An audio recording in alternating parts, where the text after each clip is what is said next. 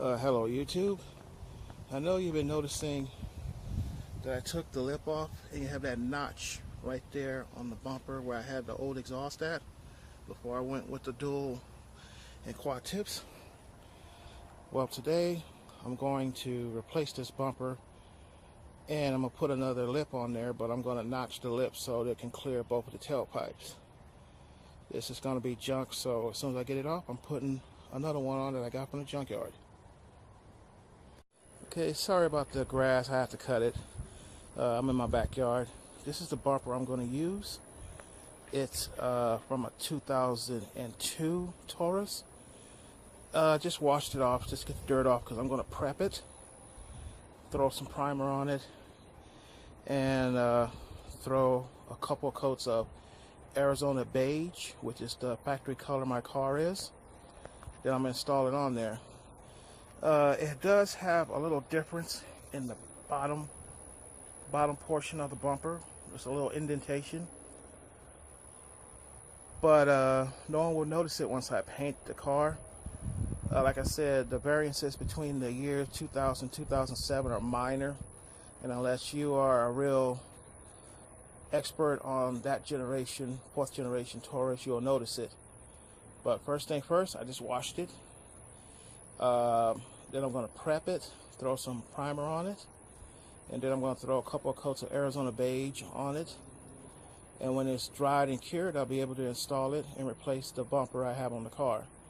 Shots out to Pick and Pull Auto Salvage. I left a link in the description. I got this bumper, believe it or not, for $25. You can't beat that. It's better than spending $200 something for a new unit. Okay, I just had the bumper, since there's no major damage to it. The only thing I had to do was just etch it, rough it up a little bit so I can throw some primer on it so I have a good base for the paint. And sprayed it. There's a little gray on one side, there's a little black primer over here. Just ran out of gray, but it makes no difference because when you put the paint on, you won't see it anyway. Okay, I'm gonna let it dry for a few hours, and then I'll just stick a couple of coats of Arizona beige on there and some clear. Okay, here's the bumper now after I sprayed it with a couple of coats of Arizona beige and a couple of coats of clear. Turned out pretty good. Now let's get into removing the old bumper and putting on this one. Here's the old bumper. You can tell the notch on it. There's also another issue I need to work on. Is you can see the clear coming off here.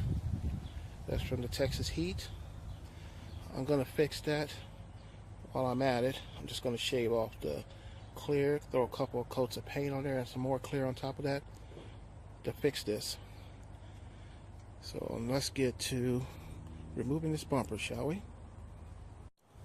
Okay, the first steps you need to do to removing this bumper is pretty simple. First thing first, we have these little plastic fasteners right under here.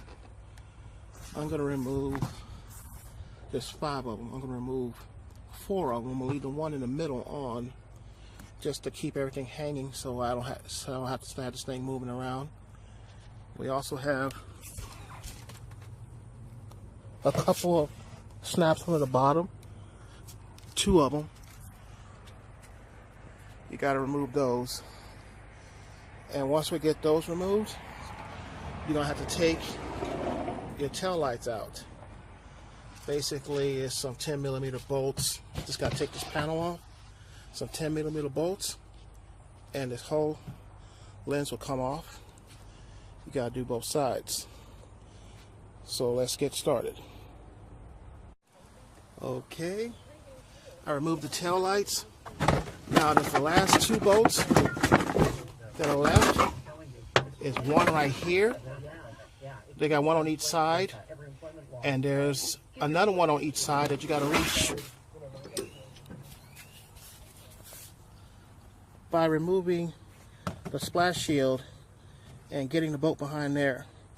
After that, this whole bumper will come off. As you can see, I got this side taken off too. The tail lights are gone. And like I said, the screw right there. And then remove the splash shield and get the bolt behind there. And the whole bumper will come out. Okay, let's do this. And finally I got it off.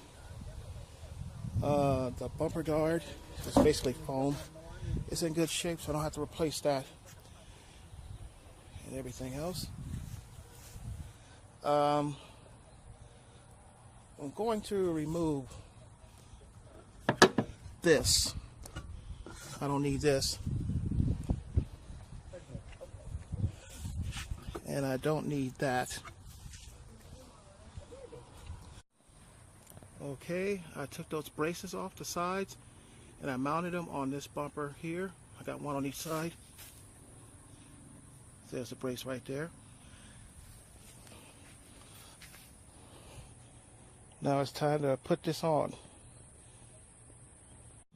Okay, I just test fitted it. I haven't put no bolts in yet, but everything is lining up.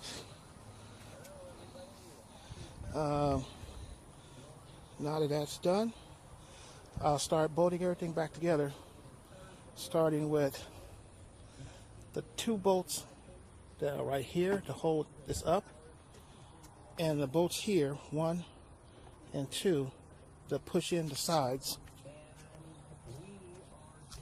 Same thing here. There's a bolt there and a bolt there. Put those on, and everything should line up. And then I'll be able to put in the plastic fasteners on the top and bottom. Okay, the bumper's on, and I just prepped the rear spoiler. I just took off some of that flaked up clear coat. Now I'm going to spray a little base coat on there and a quick clear, and that should fix the problem. Here we go. And here we go. It's finally done.